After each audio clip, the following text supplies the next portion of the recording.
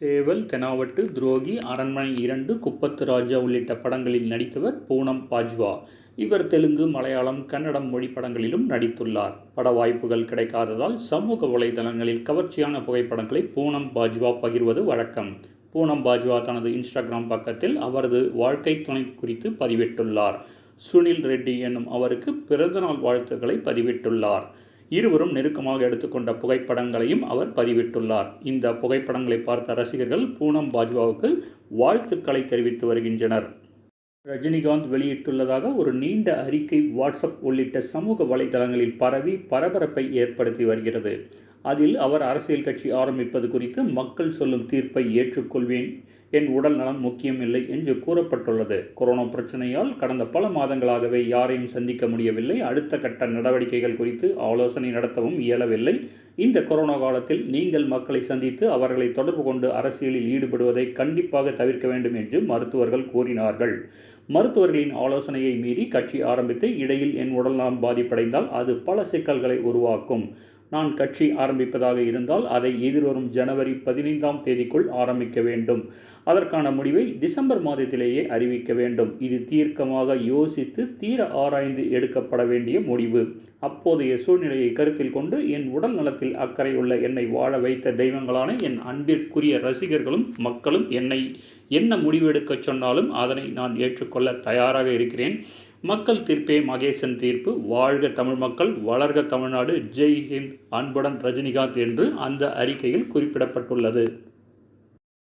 எனது அறிக்கை போல ஒரு கடிதம் சமூக வலைதளத்தில் பரவிக்கொண்டு இருக்கிறது. அது என்னுடைய அறிக்கை அல்ல என்பது அனைவருக்கும் தெரியும். இருப்பினும் அதில் வந்திருக்கும் என் உடல்நிலை மற்றும் எனக்கு மருத்துவர்கள் அளித்த அறிவுரைகள் குறித்த தகவல்கள் அனைத்தும் உண்மை. இதை பற்றி தகுந்த நேரத்தில் என் ரஜினி மக்கள் மன்ற நிர்வாகிகளோடு கலந்தாலோசித்து எனது அரசியல் நிலைப்பாட்டை பற்றி மக்களுக்கு தெரிவிப்பேன் என்று ரஜினி ட்விட்டரில் தெரிவித்துள்ளார். அஜித்தின் 60வது படம் வலிமை.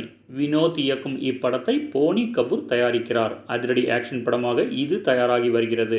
கொரோனா அச்சுறுத்தல் காரணமாக கடந்த 6 மாதமாக தடைப்பட்டிருந்த இதன் படப்பிடிப்பு கடந்த மாதம் சென்னையில் மீண்டும் தொடங்கியது. அஜித் தவிர்த்து இதர நடிகர்கள் பங்கேற்கும் காட்சிகள் படமாக்கப்பட்டது. தற்போது ஐதராபாத்தில் நடைபெற்று வரும் வலிமை படத்தின் படப்பிடிப்பில் நடிகர் அஜித் கலந்து கொண்டுள்ளார். அப்போது ரசிகர்களுடன் அவர் எடுத்துக்கொண்ட புகைப்படங்கள் சமூக வலைதளங்களில் வைரலாகி வருகிறது. வீட்டில் இருந்தவாறே தீவிரமாக உடற்பயிற்சி செய்து அஜித் உடல் எடையை குறைத்து மிகவும் ஸ்லிம்மாக உள்ளார். தமிழ் சினிமாவில் அடல்ட் படங்களை தைரியமாக இயக்கி அதில் வெற்றி காணும் இயக்குனர் சந்தோஷ் பி. ஜெயக்குமார். இவர் இருட்டு அறையில் முரட்டு குத்து என்ற அடல்ட் படத்தின் 2ஆம் பாகமாக 2ஆம் குத்து என்ற படத்தை இயக்கி நடித்துள்ளார். ஏற்கனவே வெளிவந்த 2ஆம் குத்து படத்தின் ஃபர்ஸ்ட் லுக் போஸ்டர் மற்றும் டீசர் என இரண்டுமே கடுமையான விமர்சனங்களுக்கு உள்ளானது.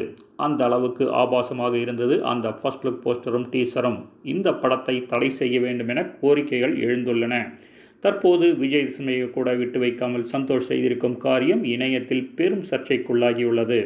விஜயதசமிக்கு வாழ்த்து சொல்லும் விதமாக சந்தோஷ் தனது சமூக வலைதள பக்கத்தில் வெளியிட்டிருக்கும் போட்டோவில் வாழ்த்தோடு ஆபாச படங்களுக்கு பூஜை செய்வது போன்ற போட்டோவை பதிவிட்டுள்ளார்.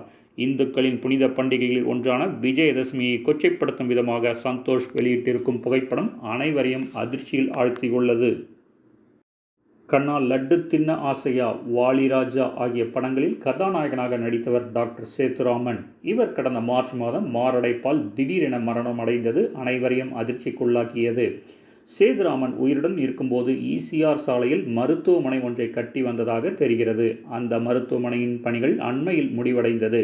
இந்நிலையில் சேதுராமனின் பிறந்த தினமான இன்று அந்த மருத்துவமனை திறக்கப்பட்டுள்ளது. இந்த மருத்துவமனையை சேதுராமனின் நெருங்கிய நண்பரும் நடிகருமான சந்தானம் திறந்து வைத்தார். திறப்பு விழாவின் போது சேதுராமனின் ஆளுயர கட்அவுட் நெருங்கே நின்று எடுத்த புகைப்படத்தை சந்தானம் தனது சமூக வலைதள பக்கத்தில் பதிவிட்டுள்ளார். மறைந்த தனது நண்பரின் மருத்துவமனையை துவக்கி வைத்த சந்தானத்திற்கு பலரும் பாராட்டுக்கள் தெரிவித்து வருகின்றனர். பிருத்திவிராஜ் சில தினங்களுக்கு முன்பு கொச்சியில் நடந்த ஜனகணமன என்ற மலையாள படத்தின் படப்பிடிப்பில் பங்கேற்ற போது கொரோனா பரிசோதனை செய்து கொண்டார். அப்போது அவருக்கு கொரோனா தொற்று இருப்பது உறுதியானது. இதையடுத்து தன்னை தனிமைப்படுத்திக் கொண்டு சிகிச்சை பெற்றார். சிகிச்சைக்கு பின் தற்போது பிருத்திவிராஜ் குணமடைந்துள்ளார்.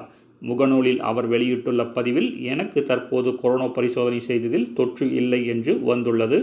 ஆனாலும் இன்னும் ஒரு வாரம் தனிமையில் இருக்க வேண்டும் என்று அறிவுறுத்தியுள்ளனர். எனது உடல் நலனில் அக்கறை எடுத்த அனைவருக்கும் நன்றி என்று கூறியுள்ளார்.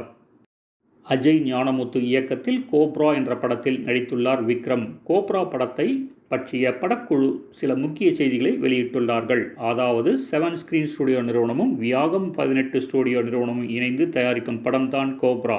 இந்த படத்திற்கு ஏ.ஆர். ரஹ்மான் இசையமைத்துள்ளார்.